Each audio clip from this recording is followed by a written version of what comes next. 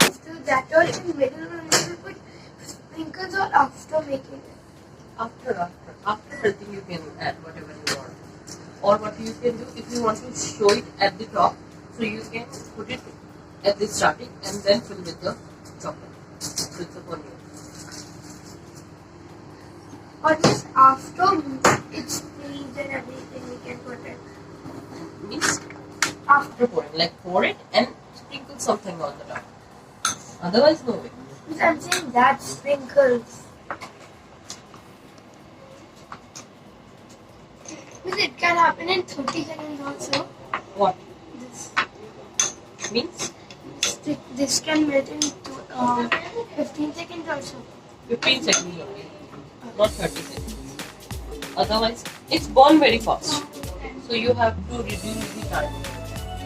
Now if you want to add some sprinkles, what you can do, you can just sprinkle on the top, okay? Or otherwise you can put sprinkle in your bowl or more, you can say. Okay? And then fill it. But don't tap it too much. Why? Because if you tap it a lot,